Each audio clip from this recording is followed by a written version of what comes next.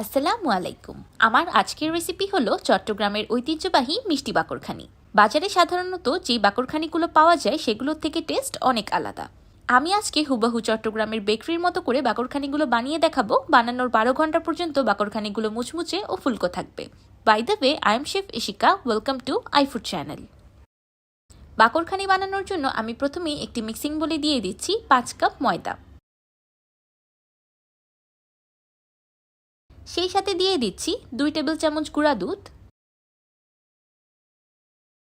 1 table চামচ লবণ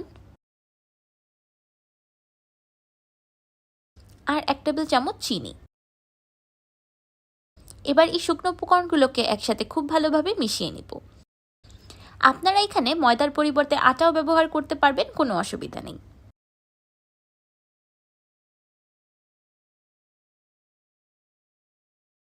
এবার পরিমাণ মতো পানি অ্যাড করে একটি সফট ডো বানিয়ে নিব।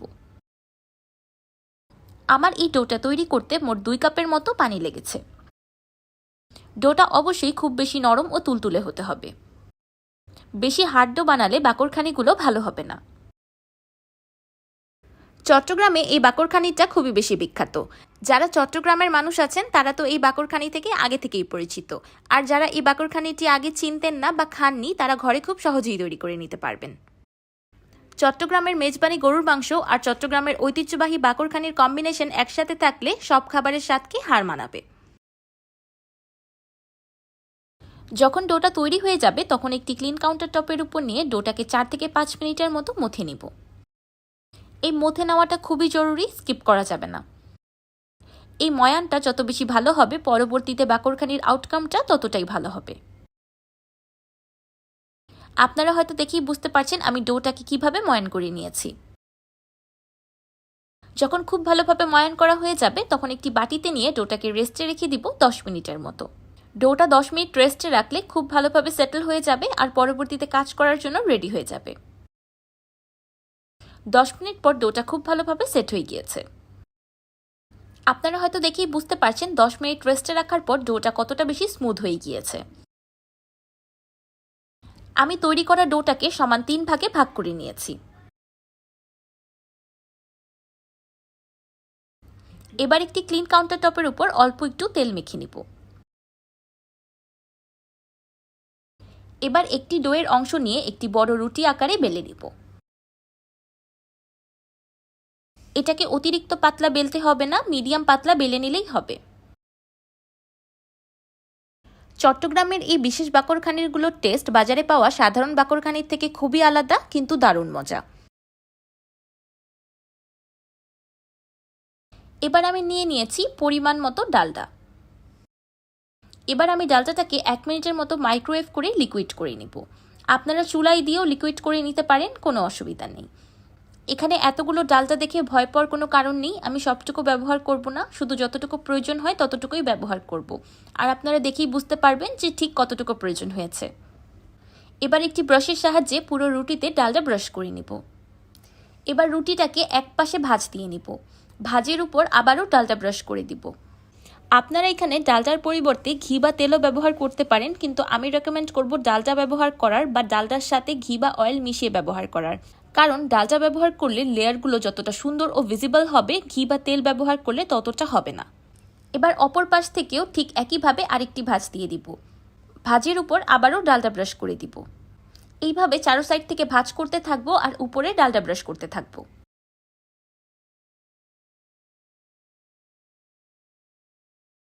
সর্বশেষে একদম উপরের অংশে ডালডা ব্রাশ করে সবগুলো কর্নার একসাথে করে সিল করে নিব। তারপর হাতের সাহায্যে গোল করে নিব।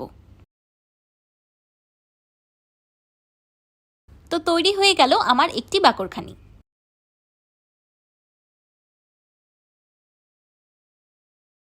বাকরখানি বানানোর জন্য আমি একটি পিজা ট্রে নিয়ে নিয়েছি। এবার পিজা ট্রের উপর অল্প একটু অয়েল ব্রাশ করে দিয়েছি যাতে বাকরখানিটি লেগে না যায়।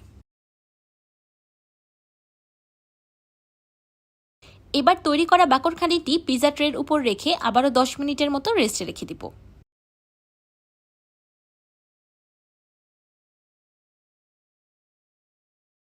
10 মিনিট পর বাকরখানিটা খুব ভালোভাবে রেস্ট হয়ে গিয়েছে। এবার হাত দিয়ে প্রেস করে করে বাকরখানিটাকে ফ্ল্যাট করে নিব। আপনারা হয়তো দেখেই বুঝতে পারছেন আমার বাকরখানির ডোটা কতটা পারফেক্ট হয়েছে। ডোটার চারো কর্নারে কেমন বাবলস ফুটে উঠেছে। আমি কিন্তু ডোয়ে কোনো রকম ইস্ট ব্যবহার করিনি, তারপরও এই বাবলসগুলো ফুলে ওঠার কারণ ডোটার পারফেকশন। এবার প্রিহিটেড ওভেনে 200 ডিগ্রি সেলসিয়াসে বাকরখানিটাকে বেক করে নিব 25 থেকে 30 মিনিটের মতো।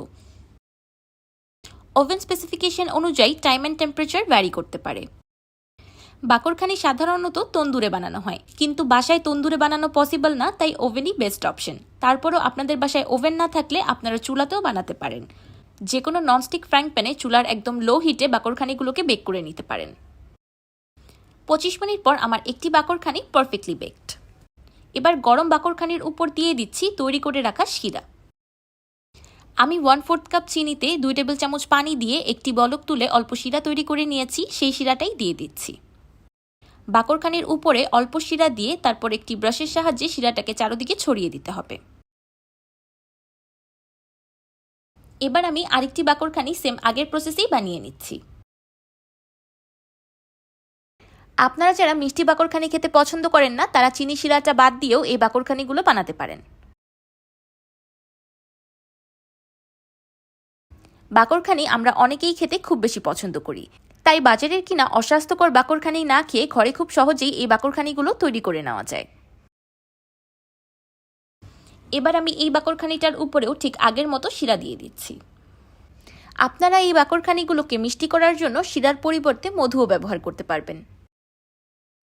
আমার দ্বিতীয় বাকরখানিটা হতেও 25 মিনিটের মতো সময় লেগেছে। এইদিকে 25 মিনিটে প্রথমে তৈরি করে রাখা বাকরখানিটা সম্পূর্ণ ঠান্ডা হয়ে গিয়েছে। আপনারা হয়তো দেখেই বুঝতে পারছেন বাকরখানিটা ঠান্ডা হওয়ার পরেও একদম চুপসে যায়নি, একদম আগের মতোই ফুলকো আছে, সেই সাথে ক্রিস্পিও আছে। সেই সাথে শিরাটাও বাকরখানির সাথে খুব ভালোভাবে সেট হয়ে গিয়েছে, একদমই স্টিকি না বা হাতের সাথে লেগে আসছে না। তো তৈরি হয়ে গেল আমার চট্টগ্রামের ঐতিহ্যবাহী হুবহু বেকারি স্টাইলের বাকরখানি। এই বাকরখানির একটি মূল বৈশিষ্ট্য হলো বাহিরের আউটার লেয়ারটা খুব বেশি ক্রিস্পি হবে আর ভিতরের লেয়ার্সগুলো সফট হবে, তাই এই বাকরখানিগুলো খেতে অসাধারণ লাগে। সামনে কুরবানির ঈদে আপনারা মাংস দিয়ে এই বাকরখানিগুলো খেতে পারেন। ট্রাস্ট মি, মাংসর সাথে এই বাকরখানিগুলো খেতে অসম্ভব মজাদার লাগে।